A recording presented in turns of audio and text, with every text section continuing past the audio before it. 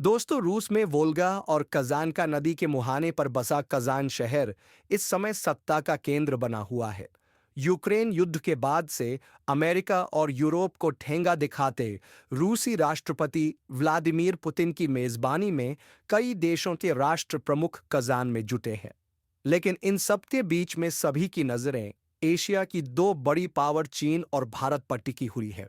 लेकिन 2020 में गलवान की घटना के बाद नरेंद्र मोदी और शी जिनपिंग का एक साथ एक छत के नीचे होना यकीनन बड़ी खबर है। मगर सवाल यह है कि 4 साल के टकराव और गतिरोध के बाद चीन के तेवर नरम कैसे पड़ गए। साथ ही पीएम मोदी और जिनपिंग बातचीत की टेबल तक कैसे पहुंचे। और सबसे बड़ा सवाल यह है कि इन सब के बीच में रूस की क्या भूमिका रही है। आइए समझते हैं आज की इस वीडियो में। लेकिन आगे बढ़ने से पहले इस वीडियो को एक लाइक करके चैनल को सब्सक्राइब अवश्य कर लीजिए, क्योंकि यह आपके लिए महज 1 सेकंड का काम है, पर इससे हमारी काफी बड़ी मदद होती है। दरअसल 1962 की जंग के बाद अतीत में बेमुश्किल ही ऐसा मौका आया जब भारत और चीन के सैनिक सीमा पर इस तरह लहूलुहान हुए। लेकिन 15 जून 2020 को गलवान घाटी पर जो कुछ हुआ उसने एशिया की इन दो महाशक्तियों के बीच की खाई को और गहरा कर दिया।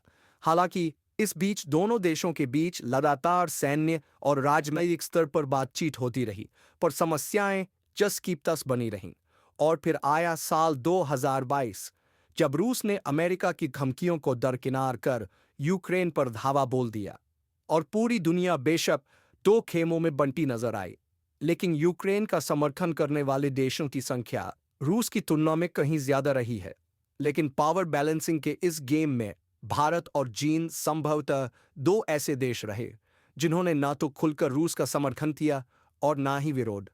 दोस्तों, यह वह समय था जब अमेरिका और तमाम यूरोपीय देश रूस पर एक के बाद एक बैन लगाते जा रहे थे। यहां तक कि एक्सपर्ट्स का मानना है कि पुतिन समझ गए थे कि अमेरिका को टक्कर देने के लिए रूस के लिए भारत और चीन का सपोर्ट बहुत जरूरी है। लेकिन गलवान की घटना के बाद से भारत और चीन के बीच के कोल्ड वॉर को खत्म करना एक बड़ी चुनौती थी।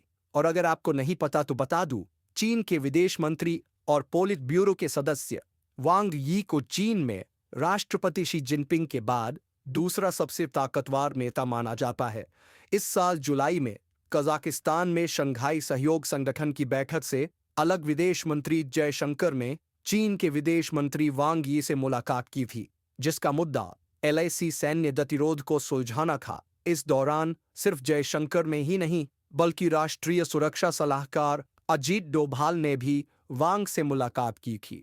और कई रिपोर्ट्स में कहा गया कि बेशक उस समय इन मुलाकातों को सामान्य बैठकों के तौर पर देखा गया, लेकिन दोनों देश सैन्य गतिरोध सुलझाने की दिशा में काम कर रहे थे। यहां तक कि यह भी कहा गया कि दोनों देशों के बीच इस पेट्रोलिंग एग्रीमेंट में पुतिन ने एक बड़ी भूमिका निभाई, जिसके बाद लाओस में भी दोनों देशों के विदेश मंत्रियों ने मुलाकात कर एलएसी गतिरोध को तत्काल खत्म करने पर जोर दिया। ऐसे में सवाल यह है कि हाल ही में कुछ समय पहले पुतिन और अजित डोभाल के बीच जो मीटिंग हुई थी उसके मायने क्या है। तो आपको बता दें, सितंबर में रूस के राष्ट्रपति पुतिन के साथ राष्ट्रीय सुरक्षा सलाहकार अजीत डोभाल की तस्वीरें खूब वायरल हुई थीं, जहां अजीत डोभाल 12 सितंबर को पुतिन से मिलने सेंट पीटर्सबर्ग पहुंचे थे, जिसके बारे में आधिकारिक तौर पर कहा गया कि पीएम मोदी के यूक्रेन दौरे के दौरान हुई बातचीत और निष्कर्षों से पुतिन को वाकिफ कराने के लिए डोभाल उनसे मिले थे। लेकिन एक्सपर्ट्स का कहना है कि पुतिन से डोभाल की मुलाकात की असली वजह चीन के साथ भारत के सैन्य गतिरोध को खत्म करना था। यहां पर अजित डोभाल जी ने पुतिन से मुलाकात के बाद चीन के विदेश मंत्री वांग यी से भी मुलाकात की थी। लेकिन भारत और चीन के बीच हुए इस एग्रीमेंट में पुतिन की कितनी बड़ी भूमिका थी, इसका अंदाजा इस बात से लगाया जा सकता है कि 12 सितंबर को जब एनएसए अजीत डोभाल ने पुतिन से मुलाकात की थी, जिसके ठीक बाद चीन के विदेश मंत्री वांग यी भी पुतिन से मिले थे। बताते चले, बंद कमरे के भीतर दो देशों के प्रतिनिधियों से पुतिन की मुलाकात का एजेंडा बाहर नहीं आ पाया। जहां एक तरफ भारत ने इसे पीएम मोदी के यूक्रेन दौरे की ब्रीफिंग से जोड़ा, जबकि चीन ने इसे सामान्य मुलाकात बताया। लेकिन कई एक्सपर्ट्स ने खुलकर जाहिर किया कि पुतिन के साथ हो रही ये बैठकें एलएसी पर 4 साल से जारी सैन्य गतिरोध खत्म करने की कवायद थी। और देखा जाए तो यदि भारत और चीन एक साथ आ जाए तो ये दोनों देशों के लिए फायदेमंद है। बताते चलें, इस समय दुनिया कई मोर्चों पर जंग लड़ रही है। जहां फरवरी 2022 में यूक्रेन पर रूस के हमले से दुनिया में एक नई जंग शुरू हुई। लेकिन दोस्तों, ये सिर्फ शुरुआत थी।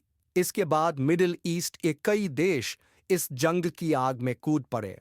साथ ही यूक्रेन पर रूस के हमले से अमेरिका और यूरोप ने रूस को अलग थलग कर दिया। इसके अलावा अंतर्राष्ट्रीय बाजार में रूस के तेल पर प्रतिबंध लगाया गया और कई देशों ने रूस के साथ राजनयिक संबंध खत्म कर दिए। रिपोर्ट्स के मुताबिक इस बीच अलग थलग पड़े पुतिन ने ग्लोबल साउथ पर जोर दिया, जिसके लिए उन्होंने ब्रिक्स को G7 के वर्चस्व को चुनौती देने वाले विकल्प के तौर पर पेश करने की कवायद शुरू कर दी। लेकिन इसमें कोई दो राय नहीं है कि ब्रिक्स की मजबूती पूरी तरह से भारत और चीन से जुड़ी हुई है। ऐसे में पुतिन ने दोनों देशों के बीच चल रहे सैन्य गतिरोध को खत्म करने में दिलचस्पी दिखाई, जिसके लिए सिलसिलेवार तरीके से कभी जयशंकर, तो कभी डोभाल, तो कभी वांग यी से मुलाकातों का दौर शुरू किया गया।